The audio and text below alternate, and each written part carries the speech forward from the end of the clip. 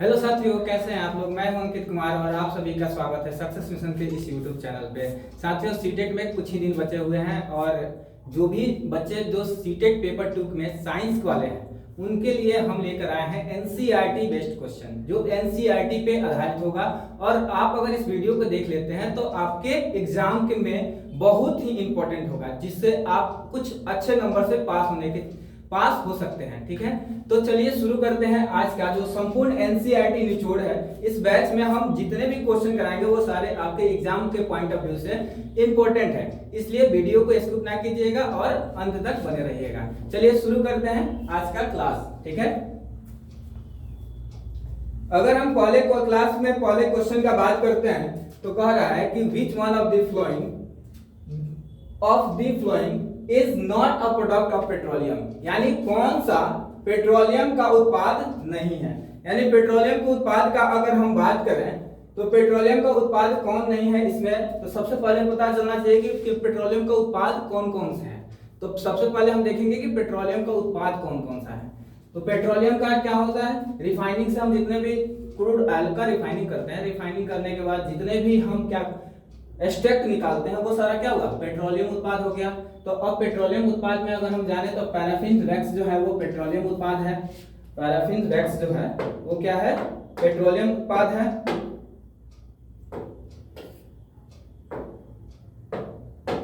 Paraffin wax जो है वो पेट्रोलियम का उत्पाद है। विटामिन जो है वो भी क्या है, पेट्रोलियम उत्पाद है। तो विटामिन भी क्या होगा, पेट्रोलियम उत्पाद हो जाएगा। केरोसिन तेल जो आपको घर में यूज करते हैं, जिसको हिंदी में बोलते हैं मिट्टी का तेल, ये भी क्या है, पेट्रोलियम उत्पाद है। तो क्या नहीं है, तो क्या है, वो है सीएनजी। सीएनजी जो है वो पेट्रोलियम उत्पाद नहीं है, इसलिए आंसर आपका क्या हो जाएगा, सीएनजी। अब सीएनजी के बारे में जान लेते हैं। तो सीएनजी का फुल फॉर्म होता है कंप्रेस्ड नेचुरल गैस। क्या होता है, कंप्रेस्ड नेचुरल गैस। ठीक है, ये फ्री फॉर्म में पाया जाता है, कोई दिक्कत नहीं है। चलिए बढ़ते हैं नेक्स्ट क्वेश्चन की तरफ। सेकंड क्वेश्चन है हमारा कि the longest snakes found in the world are, दुनिया में पाए जाने वाले सबसे लंबे सांप कौन है। ठीक है, दुनिया में पाए जाने वाले सबसे लंबे सांप कौन है। ठीक है, तो सांप में बहुत तरह के सांप पाए जाते हैं, जो फाइलम रेप्टिलियम में आते हैं और किंगडम एनिमलिया में आते हैं। ठीक है, तो उसके बारे में हम बात करेंगे। तो पहला है वाइपर, जिसमें रसेल वाइपर का अगर हम नाम सुने तो ये सबसे जहरीला होता है। क्या होता है, सबसे जहरीला, यानी मोस्ट पॉइजनस स्नेक का अगर बात करें तो वो होता है रसेल वाइपर। ठीक है, एनाकोंडा जो होता है ये क्या होगा, बड़ा होगा साइज में, लेकिन बोआ जो होता है ये भी बड़ा ही होता है। लेकिन अगर हम बात करें सबसे बड़ा, दुनिया में सबसे बड़ा जो होता है वो होता है जालीदार अजगर जिसको बोलते हैं, यानी रेटिकुलेट पाइथन्स, जो सबसे दुनिया में सबसे बड़ा होता है। इसकी हाइट लगभग 20 से 32 फीट तक मापी गई है। ठीक है, वहां उतना तक पाया गया है। ठीक है, तो यानी ऑप्शन आपका क्या हो जाएगा, option number D. Option number D जो है वो आपका सही आंसर है। ठीक है, चलिए आते हैं नेक्स्ट क्वेश्चन पे। ठीक है, क्वेश्चन नंबर 3 जो कह रहा है वो कहे योगा से। ठीक है, तो कह रहा है yoga is done by the people in the world because, yoga का यानी विश्व भर में लोग के द्वारा योगा किया जाता है क्योंकि, क्यों किया जाता है योगा, क्यों किया जाता है, उसके बारे में यहाँ पे पढ़ना है। तो सबसे पहले देखेंगे कि ऑप्शन क्या क्या दिया है। योगा हमारे लिए बेनिफिशियल क्या है, कैसे योगा हमको बेनिफिट देता है, तो उसके बारे में बात करेंगे। ठीक है, तो पहला कह रहा है it is this simple exercise, यानी ये एक तरह का क्या है, आसान व्यायाम है। ठीक है, दूसरा ऑप्शन है इट कीप्स पीपल हेल्दी।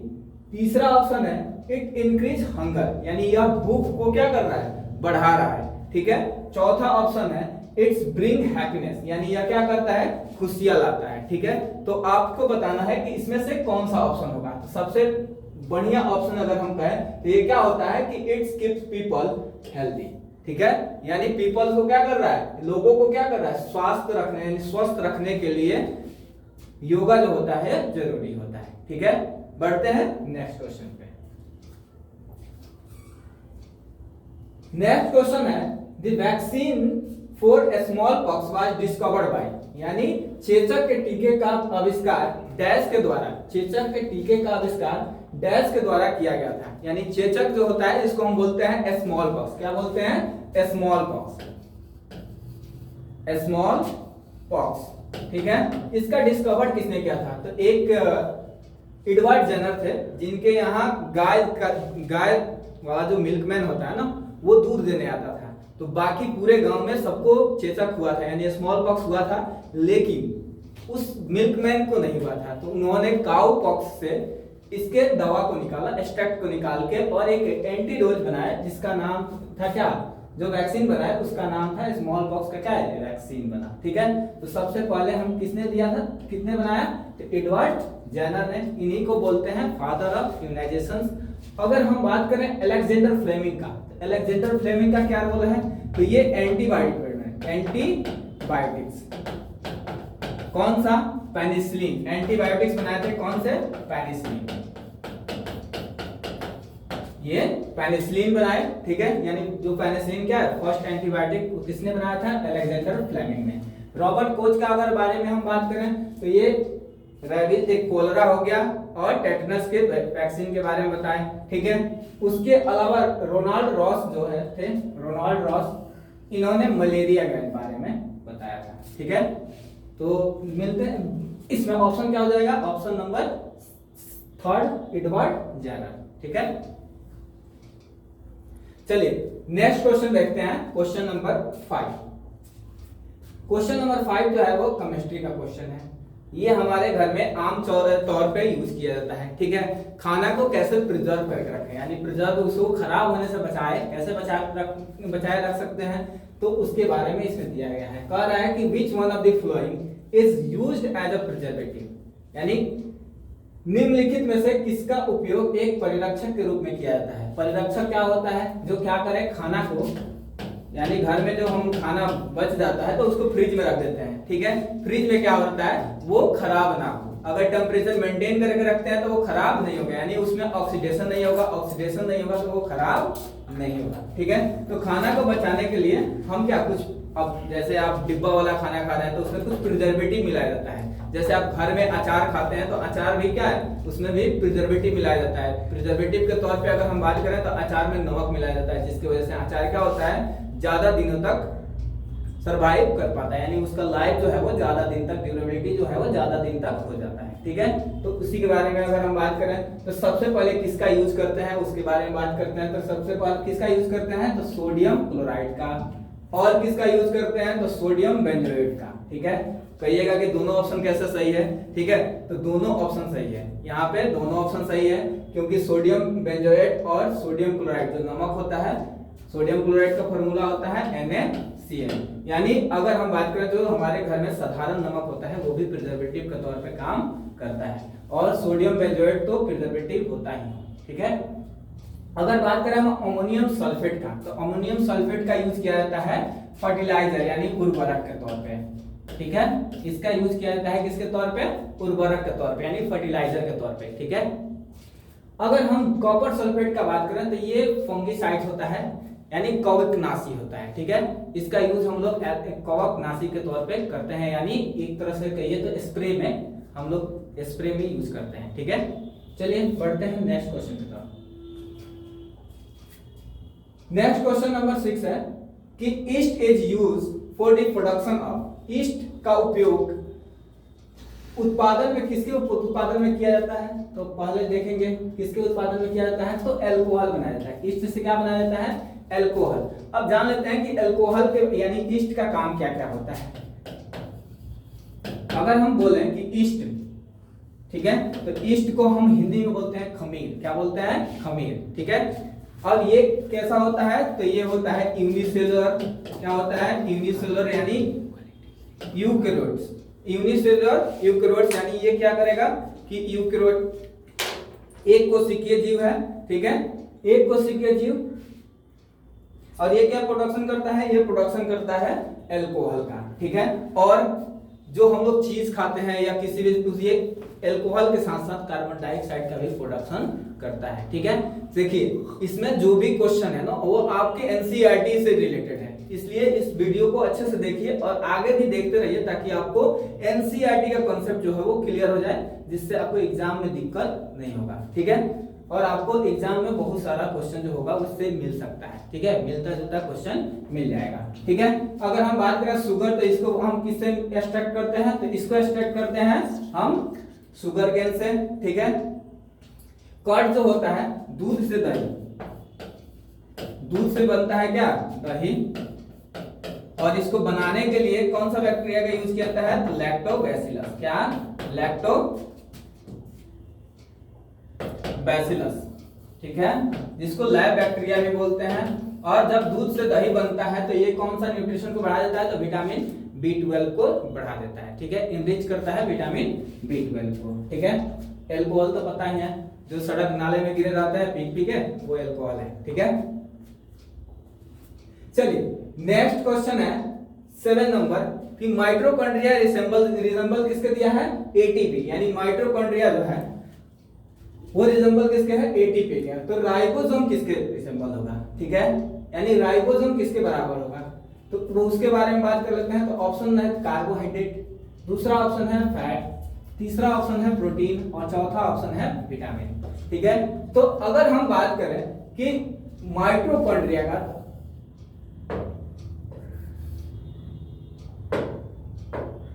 अगर हम बात करते हैं माइटोकॉन्ड्रिया का, तो माइटोकॉन्ड्रिया एटीपी, यानी माइटोकॉन्ड्रिया में क्या होता है? एरोबिक रेस्पिरेशन होता है।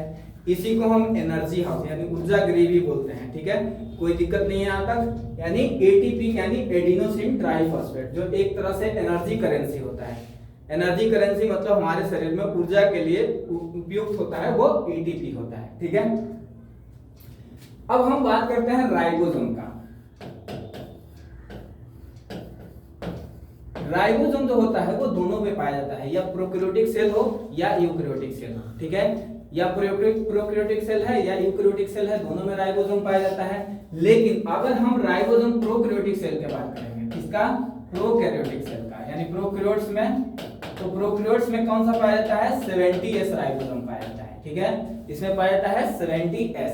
माइटोकॉन्ड्रिया और क्लोरोप्लास्ट जो यूकैरियोटिक का भी पार्ट होता है, उसमें भी 70S राइबोसोम पाया जाता है, यानी सिमिलर टू किसके? प्रोकैरियोट्स के पाया जाता है राइबोसोम। ठीक है, अगर हम बात करें यूकैरियोटिक में, यूकैरियोट्स में, तो इसमें पाया जाता है ATS। इसमें क्या पाया जाता है? ATS ribosome. अगर हम बात करेंगे कि ये सर आप तो बता दिए कि यूकैरियोट्स प्रोकैरियोटिक है क्या? ठीक है, तो प्रोकैरियोटिक वैसे एक सेल्स होते हैं जिसमें क्या? न्यूक्लियस जो होता है वो डेवलप नहीं होता है, यानी पूरी तरह से न्यूक्लियस जो होता है वो विकसित नहीं होता है। तो न्यूक्लियस के आधार पर, केंद्रक के आधार पर हम लोग दो भागों में जीवों को बांटते हैं। पहला होता है प्रोकैरियोटिक सेल्स और दूसरा होता है प्रोकैरियोटिक ऑर्गेनिजम्स, और दूसरा होता है यूकैरियोटिक ऑर्गेनिज्म। ठीक है, दूसरा क्या होता है? यूकैरियोटिक। तो इसमें क्या होगा? न्यूक्लियस नहीं पाया जाएगा। और दूसरा होगा यूकैरियोटिक ऑर्गेनिज्म, जो क्या? जिसमें न्यूक्लियस पाया जाएगा। क्या पाया जाएगा? न्यूक्लियस पाया जाएगा। और जब न्यूक्लियस पाया जाएगा तो इसमें मेम्ब्रेन बाउंड ऑर्गेनेल भी पाए जाएंगे। यानी मेम्ब्रेन बाउंड ऑर्गेनेल का अगर हम बात करें तो माइटोकॉन्ड्रिया, गोल्गी बॉडी, ठीक है, एंडोप्लाज्मिक रेटिकुलम और क्लोरोप्लास्ट, ये सारे इसमें पाए जाएंगे। ठीक है, तो चलिए इसमें ध्यान देते हैं कि राइबोसोम किसके रिजेंबल होगा? तो ये होगा प्रोटीन के। ठीक है, अब आता है इंडोप्लाज्मिक रेटिकुलम। क्या होता है? Endoplasmic reticulum. तो अगर अंतःप्रदवी जालिका बोलते हैं इसको, इंडोप्लाज्मिक रेटिकुलम।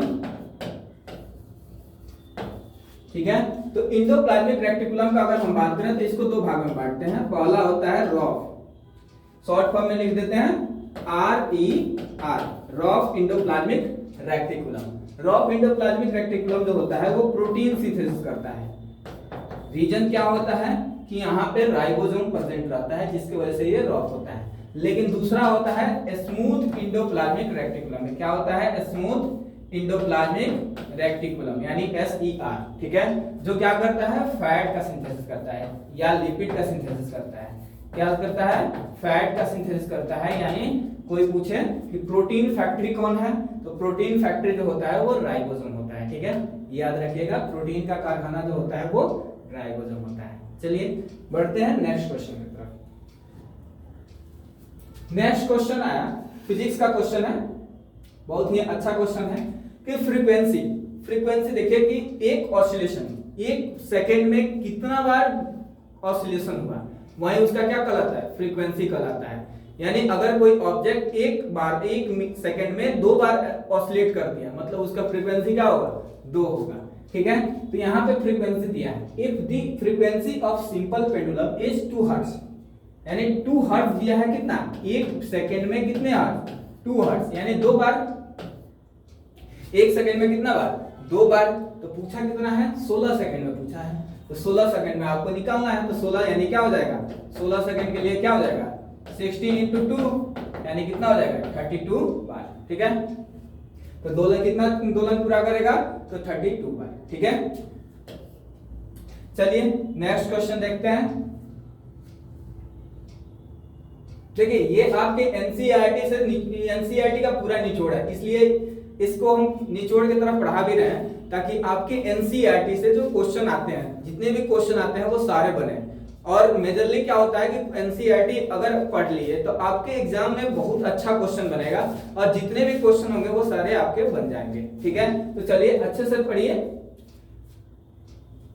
कुछ ही दिन बचे हुए हैं सीटेट में, तो मन लगाकर पढ़िए और वीडियो को स्किप ना कीजिए, आगे तक देखिए। ठीक है, तो नेक्स्ट क्वेश्चन है, विच one of the flowing metal burn if kept in air. ठीक है, मतलब निम्नलिखित में से कौन सी धातु जो है वो हवा में रखने से जलती है। ठीक है, तो अब यहाँ जलने का बात आ जाता है, किसी भी चीज को जलने के लिए किसका जरूरत पड़ता है, ऑक्सीजन का। किसका जरूरत पड़ता है, ऑक्सीजन का। यानी कोई चीज जल रहा है, दहन हो रहा है उसका, तो उसमें क्या सहायक जो होता है वो ऑक्सीजन होता है। ठीक है, तो यानी दहन कराने में रिस्पॉन्सिबल कौन होगा, ऑक्सीजन होगा। ठीक है, तो अब हम बात करेंगे कि कौन सा ऑक्सीजन, तो सबसे पहले देखेंगे रिएक्टिव कौन है, ज्यादा सक्रिय कौन है, जल्दी रिएक्ट करने वाला कौन है। तो जल्दी रिएक्ट करने वाले सारे तो मेटल हैं, लेकिन इसमें भी रिएक्ट जल्दी कौन करता है, तो वो सबसे जल्दी जो करने वाला होता है वो सोडियम होता है।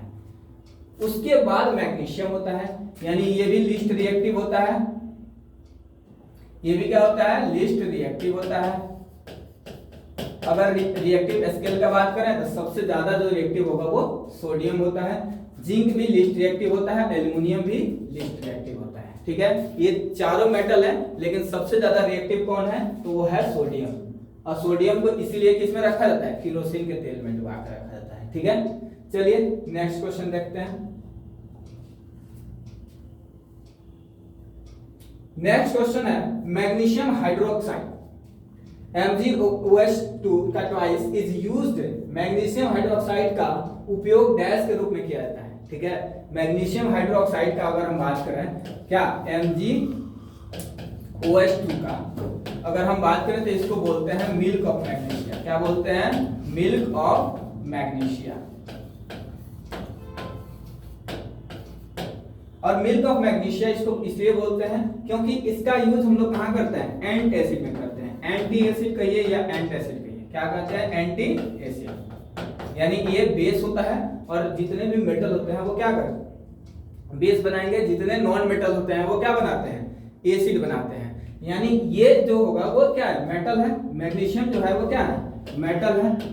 और मेटल जो होगा वो क्या करेगा, मेटल जो बनाएगा वो बेस बनाएगा। तो बेस को, एसिड को, हमारे पेट में क्या होता है, अगर हम बात करें तो हमारे पेट में HCl होता है। HCl को न्यूट्रलाइज करने का काम बेस करेगा, एसिड को न्यूट्रलाइज करने का काम कौन करेगा, बेस करेगा। तो बेस जो होगा वो मिल्क ऑफ मैग्नीशिया का यूज हम लोग करते हैं। यानी जितने भी हम दवा खाते हैं जो एसिडिटी से रिलेटेड हो, यानी DSR हो, ठीक है, वो सारा किससे बना होता है, एंट एसिड यानी एंटी एसिड होता है। क्लियर है, तो यानी ऑप्शन क्या हो जाएगा, एंटी एसिड।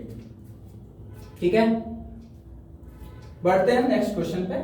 नेक्स्ट क्वेश्चन है, विच one of the flowing gases Burns with pop sound. ठीक है, पॉप साउंड के साथ में कौन सी गैस जलती है, यानी निम्नलिखित में से कौन सी गैस पॉप की ध्वनि के साथ जलती है। ठीक है, तो जलने का बात अगर आता है तो बर्निंग के लिए सबसे ज्यादा ऑक्सीजन क्या करता है, सहायक होता है। ये क्या करता है, सहायक होता है, यानी ये क्या करेगा, दहन में सहायक होता है। लेकिन अगर हम बात करें हाइड्रोजन का, तो हाइड्रोजन जो होता है वो पॉप साउंड के साथ में जलता है। क्या जलता है? हाइड्रोजन पॉप साउंड देके जलता है। ठीक है, नाइट्रोजन डाइऑक्साइड का अगर बात करें तो नाइट्रोजन डाइऑक्साइड का अगर हम बात करेंगे तो ये क्या होता है, इसका यूज हम लोग करते हैं किसके लिए? उर्वरक यानी फर्टिलाइजर के लिए। ठीक है, कहिए फिर सल्फर डाइऑक्साइड का काम क्या होता है? जो SO2 का यूज कहाँ करते हैं हम?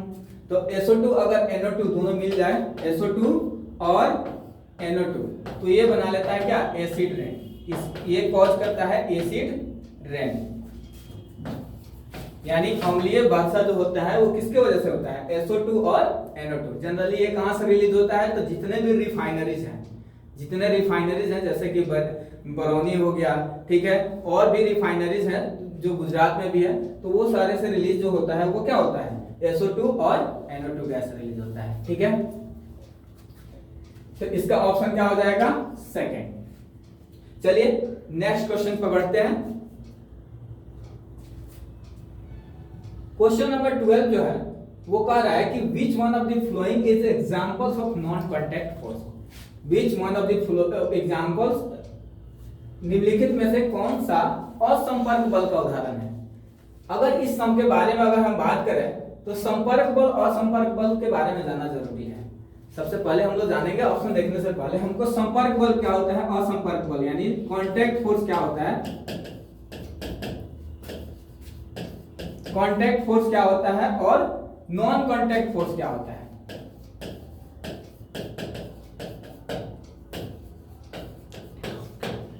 और संपर्क बल का अगर हम बात करें तो दो बॉडी जो होगा वो एक साथ जुड़ा हो, यानी दो बॉडी जो है वो एक दूसरे के टच में है, यानी फिजिकल टच में है, तो उसमें जो बल लग रहा है, यानी ये बॉडी इस पे जो बल लगा रहा है और ये बॉडी इस पे जो बल दाब लगा रहा है, बल लगा रहा है, वो उसको हम बोलेंगे कांटेक्ट फोर्स।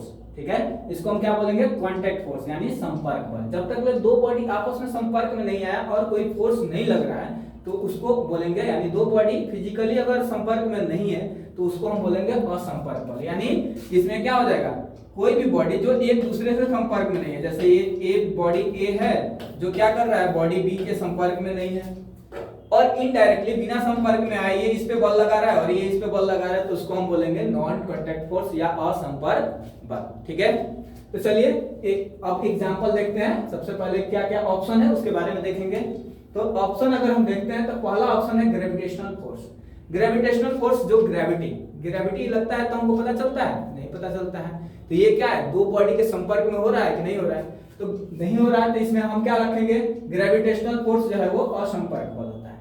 ठीक है, दूसरा का अगर हम बात करें मस्कुलर फोर्स का अगर हम बात करते हैं तो मसल्स यानी मसल्स फोर्स, यानी जो हम मसल से काम कर रहे हैं, किसी चीज को उठाएंगे या एक्सरसाइज जिम करने जा रहे हैं तो जिम करते वक्त क्या कर रहे हैं? किसी चीज को डंबल को उठाए ऊपर, तो वो क्या कर रहे हैं? मसल्स, यानी इसमें क्या हो रहा है? अटैचमेंट हो रहा है, किसी चीज को उठा रहे हैं, तो यहाँ पे फोर्स जो लग रहा है, जो हम बल लगा रहे हैं वो क्या है? कांटेक्ट है। ठीक है, यानी ये क्या हो गया? किसका एग्जांपल हो गया? तो ये हो गया कांटेक्ट फोर्स का एग्जांपल। किसका हो गया? संपर्क बल का। ठीक है, ये किसका एग्जांपल हो गया? संपर्क बल का हो गया। मैग्नेटिक फोर्स का अगर हम बात करें तो एक मैग्नेट होता है, एक मैग्नेट में नॉर्थ और साउथ पोल होते हैं। ठीक है, नॉर्थ साउथ पोल जो होता है, अब मैग्नेट का कैरेक्टरिस्टिक्स फीचर ये होता है कि जब सेम, आप याद रखिएगा इतना कि सेम मतलब अब फोर्स पोल होगा तो वो एक दूसरे को रिपेल करेगा, यानी लाइक चार्जेस जैसे होता है ना करंट में, लाइक चार्जेस एक दूसरे को क्या करते हैं? रिपेल करते हैं, और लाइक चार्ज जो होता है एक दूसरे को क्या करता है? अट्रैक्ट करता है। वैसे ही क्या होगा? लाइक पोल जो होगा वो एक दूसरे को क्या करेगा? रिपेल करेगा। अगर ऑन लाइक है तो दोनों के क्या हो जाएगा? अट्रैक्ट हो जाएगा। अगर नॉर्थ साउथ है तो ये एक दूसरे के वो चिपकेगा, और नॉर्थ हो जाएगा, साउथ हो जाएगा, तो क्या हो जाएगा? एक दूसरे से दूर जाएगा। यानी ये भी कांटेक्ट फोर्स नहीं हुआ, ये भी नॉन कांटेक्ट फोर्स हो गया। तो यानी ऑप्शन ए और सी जो है वो क्या हो जाएगा? ऑप्शन हो जाएगा, यानी बोथ ए एंड सी। ठीक है, यानी ऑप्शन नंबर डी जो है वो करेक्ट आंसर है। ठीक है, चलिए नेक्स्ट क्वेश्चन पे बढ़ते हैं। नेक्स्ट क्वेश्चन है डायबिटीज से रिलेटेड। ठीक है, ये बायोलॉजी का क्वेश्चन है, बहुत ही इंपॉर्टेंट क्वेश्चन है। ठीक है, हार्मोन में एंडोक्राइन सिस्टम का अगर हम बात करें तो हार्मोन्स पढ़ते हैं एंडोक्राइन सिस्टम में, और एंडोक्राइन सिस्टम में जितने भी हार्मोन्स हैं वो सारे इंपॉर्टेंट होते हैं। ठीक है, तो हार्मोन वाला क्वेश्चन जो है वो आपके एग्जाम में पूछा ही जाता है, इतना याद करके जाइएगा कि पूछेगा ही पूछेगा। ठीक है, बस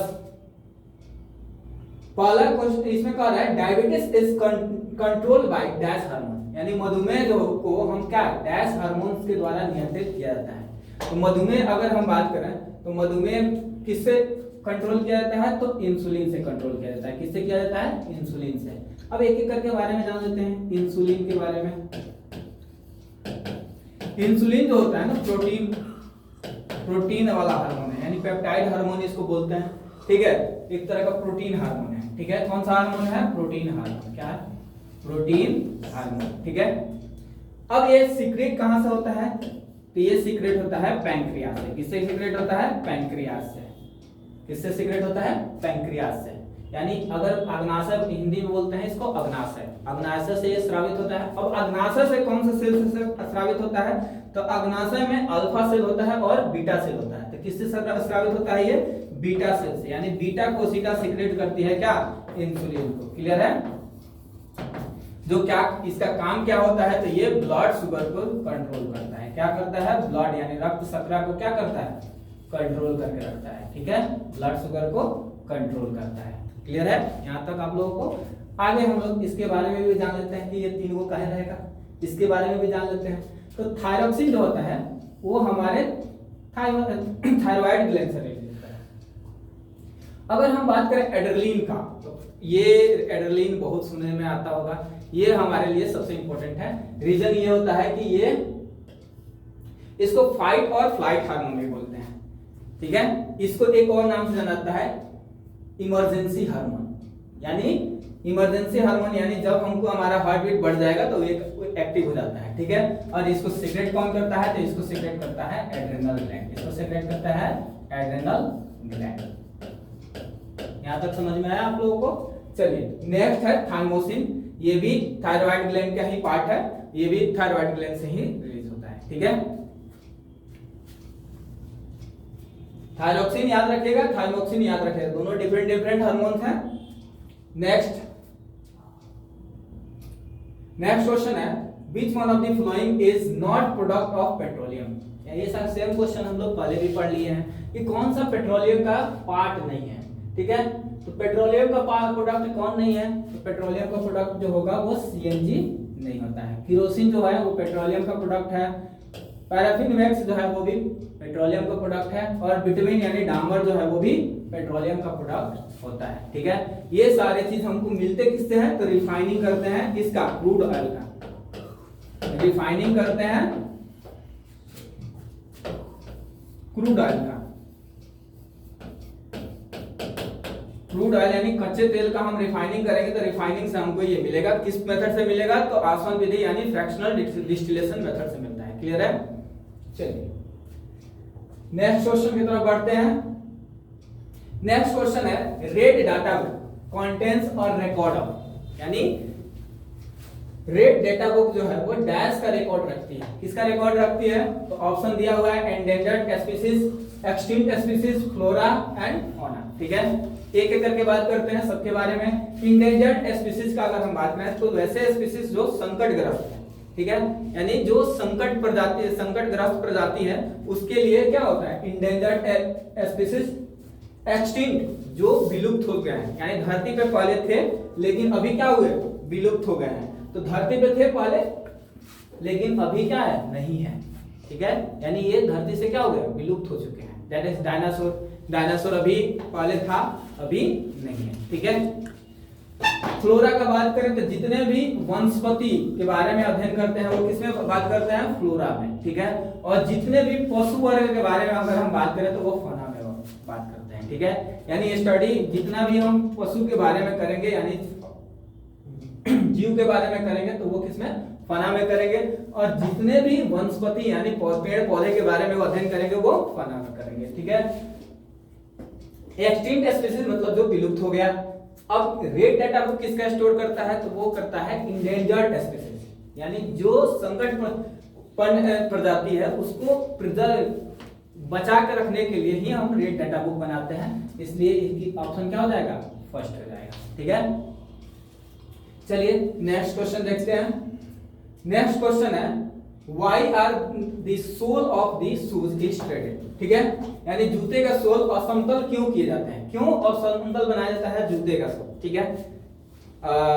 अगर कोई जाए बरसात के दिनों में, आप लोग फील किए होंगे कि अगर बरसात के दिन में आप जा रहे हैं, ठीक है, और बरसात के दिन में गए और पैर फिसलन हो रहा है, जूता में अगर सोल नहीं रहता है तो पैर फिसलन बहुत तेजी से होता है, तो पैर फिसलन जो होगा ना वो अनब्रेक बिना ब्रेक का गाड़ी हो जाएगा, ठीक है, तुरंत स्लिप कीजिएगा तो कहां से कहां चले जाएगा। या आप अगर मनाली चले गए तो बर्फ को देख के बर्फ पे क्या हुए फिसलन होता है, क्यों, क्योंकि वहां पे क्या फ्रिक्शन नहीं लग रहा है, घर्षण नहीं लग रहा है। अगर घर्षण लगता है तो वहां पे जब घर्षण लगने लगेगा तो वो क्या आदमी को रोक के चलेगा, यानी कंट्रोल्ड मोशन अगर बोले तो कंट्रोल मोशन कर सकता है, ठीक है। तो उस पे अगर हम बात करें तो इसलिए सोल को बड़ा करके रखा जाता है, सोल को समतल इसलिए बनाया जाता है ताकि वो फ्रिक्शन को मिनिमाइज है, फ्रिक्शन को बढ़ा दे, मिनिमाइज ना करे बढ़ा दे, ठीक है। तो इसमें क्या ऑप्शन हो जाएगा, प्रोटेक्शन नहीं, शूज का प्रोटेक्शन से मतलब नहीं है, टू डिक्रीज फ्रिक्शन, डिक्रीज कर देगा तो और ज्यादा दिक्कत होगा, ठीक है, स्लिप ज्यादा करेगा तो गिरेंगे, मुंह फूटेगा ज्यादा, ठीक है। तो नेक्स्ट क्या होगा, तो कह रहा है टू इंक्रीज फ्रिक्शन, तो क्या ऑप्शन हो जाएगा, to increase friction. Last option भी दिया है increase life of the shoe, अरे जूते का जीवन अगर बढ़ा देगा तो कंपनी थोड़े बेचेगा, ठीक है। तो नेक्स्ट क्वेश्चन का अगर हम बात करें तो ऑप्शन क्या हो जाएगा, सी नंबर, ठीक है। नेक्स्ट क्वेश्चन पे चलते हैं। नेक्स्ट क्वेश्चन का अगर हम बात करें तो एनालिटिकल बेसिस पे क्वेश्चन है, एनालाइज करना है आपको कि एक्टिविटी एक तरह से एक्टिविटी ही बेस्ड है। सारिका टुक डिस्टिल्ड वाटर, ठीक है, इन अ बोतल and tried to find whether it could conduct electricity or not, ठीक है। What is she likely to find, यानी सारिका एक बोतल में आशुद्ध जल लिया और पता लगाने की कोशिश किया कि विद्युत का संचालन करता है या नहीं करता है, तो उसे क्या परिणाम मिलने की संभावना है, ठीक है। मतलब आशुद्ध जल का अगर बात करें तो वो डिस्टिल वाटर जो होता है उसमें कोई भी फ्री आयंस नहीं होते हैं, क्या होते हैं, कोई भी फ्री आयन नहीं होते हैं, यानी आयन फ्री होता है, ठीक है। लेकिन वही अगर हम नॉर्मल वाटर साधारण जल की बात करें तो उसमें आयंस होते हैं, जो हमको तालाब से मिल गया, ठीक है, या नदी से मिल गया तो उसमें आयंस होते हैं, ठीक है। समुद्र वाले में भी सोडियम आयन पाए जाते हैं और भी तरह के फास्फोरस आयन सारे पाए जाते हैं, ठीक है। तो डिस्टिल वाटर में कोई आयंस नहीं पाया जाता है। तो अब दूसरा बात, इलेक्ट्रिसिटी का कंडक्शन के लिए सबसे जरूरी है फ्री आयंस का होना। अगर फ्री आयन नहीं है, आयन उसमें नहीं है तो उसमें इलेक्ट्रिसिटी का कंडक्शन नहीं होगा, मतलब वो विद्युत का सुचालक नहीं होगा, ठीक है। तो कह रहा है कि it is good conductor of electricity, नहीं, क्योंकि इसके पास फ्री आयंस नहीं होते हैं, ठीक है। It is an insulator, insulator भी नहीं होगा, रीजन क्या होता है, इंसुलेटर भी नहीं होगा क्योंकि इसमें थोड़ा थोड़ा आयंस तो थोड़ा थोड़ा इलेक्ट्रिसिटी भी प्रोड्यूस होता है, ठीक है। तो क्या हो जाएगा, it is the poor conductor of electricity, ठीक है। तो option number C is correct answer, ठीक है। नेक्स्ट पढ़ते हैं नेक्स्ट क्वेश्चन की तरफ। नेक्स्ट क्वेश्चन का है which of the following statement regarding air is incorrect, ठीक है, यानी वायु के संबंध में नीचे दिया गया कौन सा कथन जो है वो सही नहीं है, ठीक है।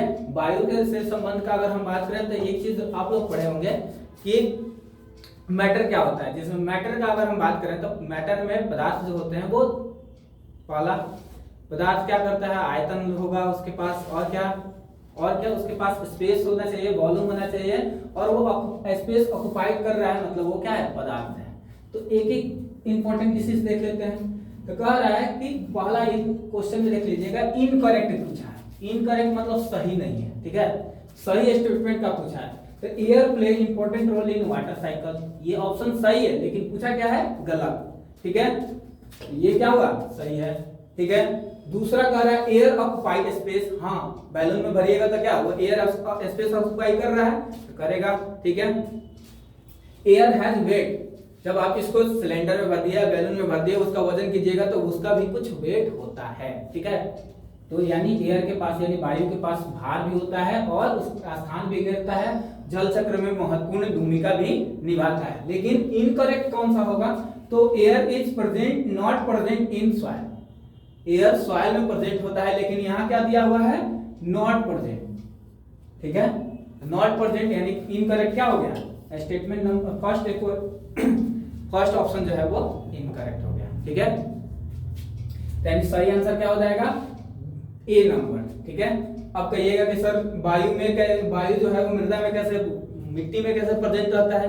तो जो जितने भी पौधे होते हैं वो सारे श्वसन करते हैं, वो किसके थ्रू करते हैं, अगर जड़ में श्वसन हो रहा है तो वहां पे ऑक्सीजन जो मिलता है वो मिट्टी के घुले हुए ऑक्सीजन मिलते हैं।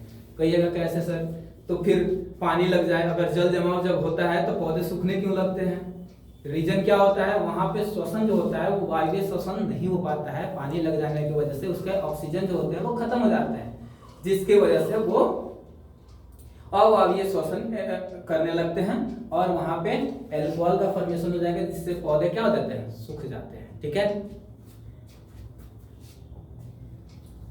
नेक्स्ट क्वेश्चन के बारे में अगर हम बात करें तो ये सेल से रिलेटेड क्वेश्चन है, तो उससे पहले हम जान लेते हैं कि कोशिका क्या होता है, इसके बारे में जान लेते हैं। कोशिका एक हमारे शरीर के सूक्ष्मतम इकाई एक तरह से माने तो फंडामेंटल यूनिट है। ठीक है, इससे क्या होगा, सबसे छोटा इकाई जो है वो क्या है, यही है, सबसे छोटा इकाई जो है वो कोशिका ही होता है। ठीक है, अगर कोई बोले कि आपका शरीर किससे मिलकर बना हुआ है, तो छोटे छोटे कोशिका से मिलकर, मिलियन ट्रिलियन ऑफ कोशिकाओं से मिलकर ये बना होता है। ठीक है, यानी एक कोशिका, अगर कोशिका का समूह एक याद रखिएगा कि सेम टाइप के कोशिका, यानी एक समान कोशिका अगर है, समान कोशिका का समूह,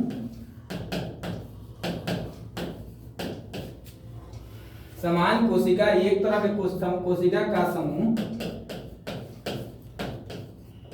एक तरह के कोशिका के समूह जो होते हैं वो क्या बनाते हैं, उत्तक बनाते हैं। क्या बनाते हैं, उत्तक, जिसको हम बोलते हैं टिश्यू, जिसको क्या बोलते हैं, टिश्यू। और टिश्यू समान तरह के टिश्यू ही क्या बनाते हैं, समान तरह के टिश्यू ही बनाते हैं अंग, जिसको हम बोलते हैं ऑर्गन। ठीक है, और समान तरह के अंग ही मिलके बनाते हैं क्या, डिफरेंट टाइप अंग जो होंगे वो मिलके बनाते हैं ऑर्गन सिस्टम, जिसको बोलते हैं हम अंग तंत्र। क्या बोलते हैं, अंग तंत्र। और यही अंग तंत्र मिलकर क्या बनाता है, शरीर का निर्माण करता है। क्या करता है, शरीर का निर्माण करता है। ठीक है, आई होप आप लोग सेल के बारे में, कोशिका के बारे में समझ गए होंगे।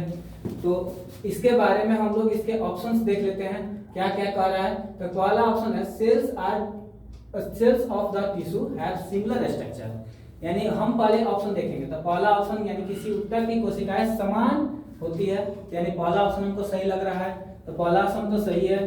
ठीक है, size of the cell is same in a well organised organism, ये जरूरी नहीं है कि सारे कोशिका जो होंगे वो सेम हो, एक जीव में सारे कोशिका सेम हो। ठीक है, डिफरेंट पार्ट्स के लिए डिफरेंट टाइप के कोशिका का यूज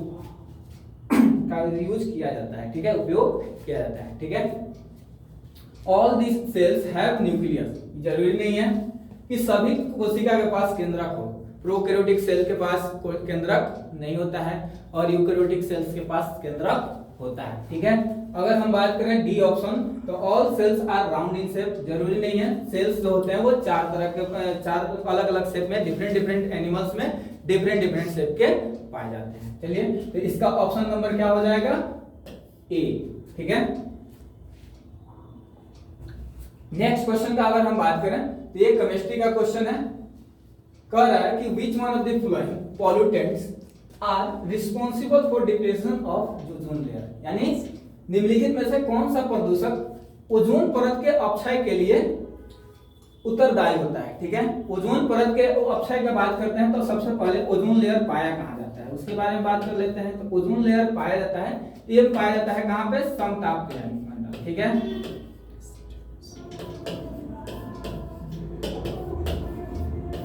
ठीक है, और अगर हम बात करें तो ये धरती से लगभग 30 किलोमीटर के आसपास में पाया जाता है। क्या काम करता है ओजोन, तो ये यूवी रेज, जो अल्ट्रावायलेट रेज होता है, यूवी रेज जो कहां से आ रहा है, सूर्य से आ रहा है, सूर्य के किरण में यूवी रेज जो आता है उसको क्या करता है, एब्जॉर्ब कर लेता है। ठीक है, और एब्जॉर्ब करके हम धरती पे जो आता है तो यूवी रेज को धरती पर पहुंचने नहीं देता है। ठीक है, अब कहिएगा सर ओजोन के बारे में तो आप बता दिए, लेकिन इसके बारे में आप बताइए कि इसका क्षय किससे होता है, कौन कौन से प्रदूषक है जिससे इसका क्षय हो रहा है, तो उसके बारे में तो हमको पढ़ना ही है।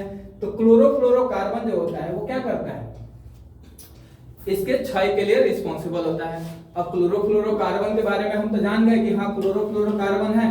क्लोरोफ्लोरोकार्बन मिलता किससे किससे, रिलीज किससे किससे होता है, तो हमारे घर में जो रेफ्रिजरेटर यूज करते हैं, जो पार्टी परफ्यूम जो स्प्रे यूज करते हैं या डीओ यूज करते हैं, उसमें भी क्लोरोफ्लोरोकार्बन पाया जाता है। जो जेट जितने भी चल रहे हैं, जो एरोप्लेन है, हवाई जहाज जितने भी हैं, वो सारे में जो रिलीज होता है, इमिशन होता है, वो क्लोरोफ्लोरोकार्बन का होता है। ठीक है, हमारे घर में एसी चल रहा है, वो भी क्या करता है, क्लोरोफ्लोरोकार्बन छोड़ता है। ठीक है, तो याद रखिएगा कि कौन कौन सा प्रदूषक है। अब क्लोरोफ्लोरोकार्बन क्या है, ठीक है, उसके बारे में कोई दिक्कत नहीं है। एसिड रेन के लिए रिस्पॉन्सिबल कौन होता है, तो SO2 और NO2। क्या होता है, SO2 और NO2। ठीक है, मीथेन का बात अगर हम करें, मीथेन और कार्बन डाइऑक्साइड की बात करें, तो ये दोनों क्या होते हैं, ये होते हैं ग्लोबल वार्मिंग को कॉज करने वाले। ठीक है, इससे ग्लोबल वार्मिंग बढ़ता है। ठीक है, कार्बन डाइऑक्साइड की बात करें और कार्बन मोनोऑक्साइड का, तो हाईली पॉइजनस गैस का अगर हम बात करें तो वो होता है कार्बन मोनोऑक्साइड। ये हमारे ब्लड में जाकर ब्लड एफिनिटी की क्षमता, यानी जो अगर हम बात करें हीमोग्लोबिन एफिनिटी का, तो उसको कम कर देता है। ठीक है, ये याद रखिएगा। कार्बन डाइऑक्साइड तो हम क्या करते हैं, एक्सक्रीटरी मैटर जो होता है, हम एक्सचेंज करते हैं। जब सांस लेते हैं तो क्या, ऑक्सीजन लिए और कार्बन डाइऑक्साइड छोड़ दिए। ठीक है, तो इसका ऑप्शन क्या हो जाएगा, ए। नेक्स्ट क्वेश्चन है, which of the following set communicable disease, यानी निम्नलिखित में से समुच्चय संचारी रोगों का निरूपित कौन, संचारी रोगों का निरूपित करता है। यानी संचारी रोग का अगर हम बात करें तो सबसे पहले संचारी रोग, यानी जो क्या करे, एक पर्सन से दूसरे पर्सन में, एक व्यक्ति से अगर दूसरे व्यक्ति में जा रहा है, एक व्यक्ति से क्या कर रहा है, एक व्यक्ति से क्या कर रहा है, दूसरे व्यक्ति में जा रहा है, कोई दूसरे व्यक्ति में जा रहा है,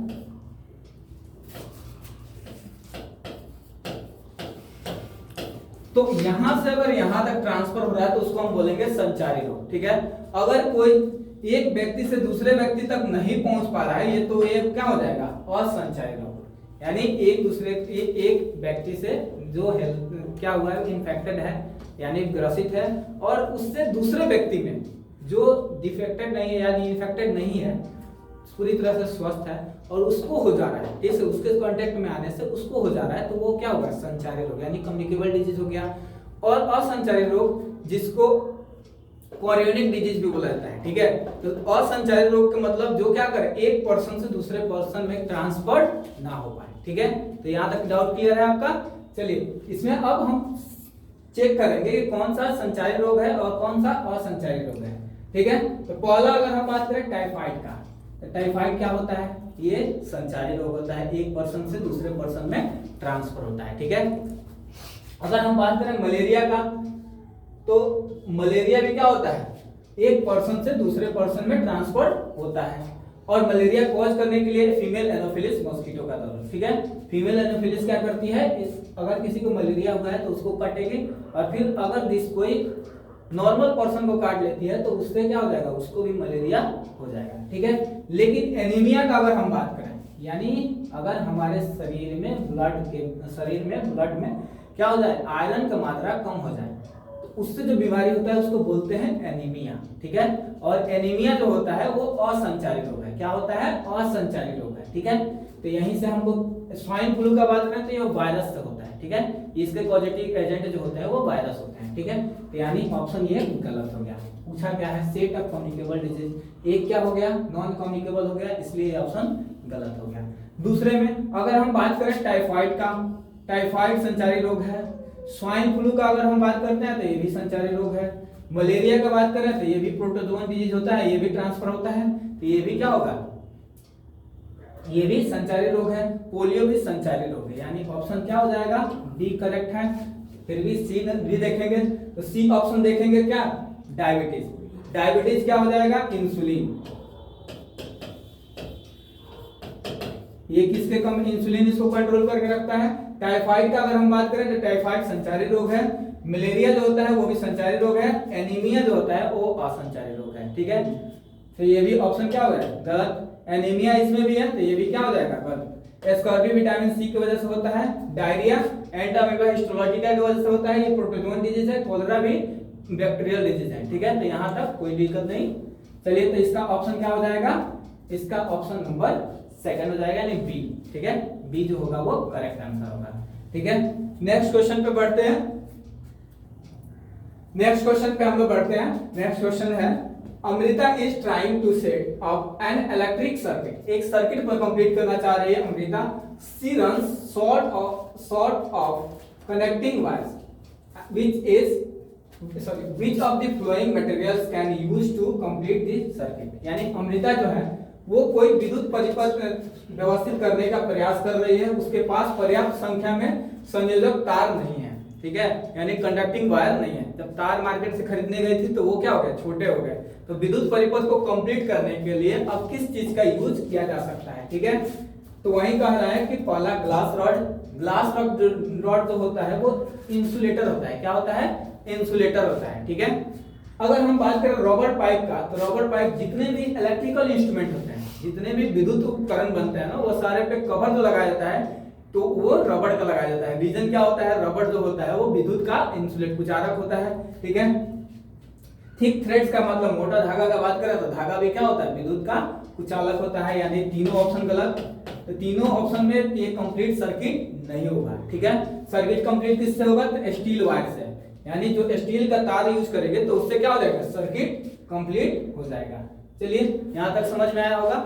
देखिए क्वेश्चन आप लोगों के लिए बहुत है, ठीक है। तो अगर क्वेश्चन बनाते हो आपको अच्छा लग रहा है, ठीक है, तो आप क्वेश्चन आगे तक पढ़िए और ये आपके लिए पूरा इंपॉर्टेंट है। तो एक एक क्वेश्चन को बढ़िया से, ठीक है, बढ़िया से पढ़िएगा, पूरा कॉन्सेप्ट इसमें आपको दिया गया है। और लाइक सब्सक्राइब भी करते रहिएगा, अपने दोस्त के साथ शेयर करिएगा, ताकि क्या हो, आपको तो बेनिफिट हो ही, आपके दोस्त को भी बेनिफिट हो जाए। जो बच्चे साइंस के हैं तो पेपर 2 में अगर उनको बेनिफिट है, पेपर 2 की तैयारी कर रहे हैं तो उनके साथ भी शेयर कर लीजिएगा, ठीक है। नेक्स्ट क्वेश्चन की तरफ पढ़ते हैं, ठीक है। नेक्स्ट क्वेश्चन की तरफ पढ़ते हैं। ये क्या हुआ, सर्किट कंप्लीट है, तो इसका आंसर क्या हो जाएगा, ए नंबर, ठीक है। दूसरे क्वेश्चन पे हम लोग बढ़ते हैं। तो कह रहा है आइडेंटिफाई द करेक्ट स्टेटमेंट, यानी सही कथन को पहचानिए। सही कथन पहचानने के लिए सबसे पहले क्या, पहला कह रहा है कि एक concave mirror forms an erect as well as inverted image, ठीक है। यानी अवतल दर्पण जो होता है वो सीधा प्रतिबिंब भी बनाता है और उल्टा भी प्रतिबिंब भी बनाता है, ठीक है। तो ये स्टेटमेंट जो है वो सही है। ये स्टेटमेंट कैसा लग रहा है, तो सही लग रहा है, ठीक है। और भी चेक करेंगे, और भी option, convex mirror always forms inverted image, ये जरूरी नहीं है, तो ये ऑप्शन क्या हो जाएगा, गलत हो जाएगा, ठीक है। Convex mirror forms erect as well inverted image, तो ये भी ऑप्शन क्या हो जाएगा, गलत, ठीक है। कह रहा है concave mirrors forms erect image, तो ये भी क्या होगा, सदैव का बात बोला दिया है, तो सदैव भी क्या हो जाएगा, ये भी गलत आंसर हो जाएगा, ठीक है। यानी ऑप्शन नंबर सही क्या हो जाएगा, ए हो जाएगा, ठीक है। नेक्स्ट क्वेश्चन का अगर हम बात करें, सर इन्वर्टर बोल रहा है 25 को पे ही खत्म कर दीजिए, 25 को खत्म कर दे भाई, तुम बोल रहे हैं चाहे इसी पे 25 को पे खत्म कर दीजिए। नेक्स्ट क्वेश्चन जो है, the non metal use the purple colour solutions applied on the woods and antiseptic as, यानी प्रतिरोधी रोगाणुरोधक के रूप में घावों पर लगाए जाने वाला बैंगनी रंग का विलयन कौन सा है, ठीक है।